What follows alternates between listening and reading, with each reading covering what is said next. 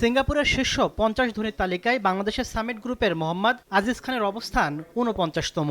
গেল সেপ্টেম্বরে মার্কিন সাময়িকী ফোরবেসে প্রকাশিত তালিকায় উঠে আসে তার নাম। এর আগে 2023 সালে সিঙ্গাপুরের নাগরিক হিসাবে ছিলেন 41তম ধনী। রাজনৈতিক পট পরিবর্তনের পর আওয়ামী লীগের সুবিধাভোগী শীর্ষ 10 ব্যবসায়ী গ্রুপের তালিকায় উঠে আসে আজিজ খানের সামিট গ্রুপ। এরপর টাস্কফোর্সের মাধ্যমে সামিট গ্রুপের বিরুদ্ধে অনুসন্ধান শুরু করে দুদক। সংস্থাটি জানায় আজিজ খান ও তার পরিবারের বিরুদ্ধে 710 কোটি টাকার বেশি অবৈধ সম্পদের তথ্য পাওয়া গেছে। তবে আয়কর নথিতে আজিজ খানের নামে কোনো স্থাবর সম্পদের হিসাব মেলেনি। এ ঘটনায় তার পরিবারের বিরুদ্ধে সম্পদ বিবরণীর নোটিশ দেওয়া হয়েছে।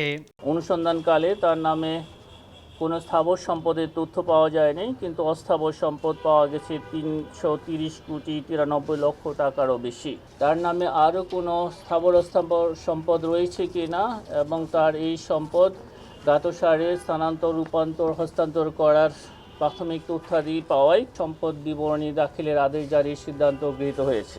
এদিন নাবিল গ্রুপের কর্মচারীদের মাধ্যমে ঋণের নামে 1008 কোটি টাকা আত্মসাতের অভিযোগে এস আলম গ্রুপের চেয়ারম্যান সাইফুল আলম, নাবিল গ্রুপের এমডি আমিনুল ইসলাম সহ 38 জনের বিরুদ্ধে মামলা করা হয়েছে। রেকর্ডপত্র সৃজন করে এবং তা ব্যবহার করে প্রতিষ্ঠানটির অনুকূলে 1008 কোটি টাকা বিতরণপূর্বক আত্মসাৎ এবং উক্ত অর্থের উৎস এবং প্রকৃতি গোপন করার জন্য স্থানান্তর, রূপান্তর এবং হস্তান্তর করার অপরাধ অনুসন্ধানকালে প্রমাণিত হয়েছে।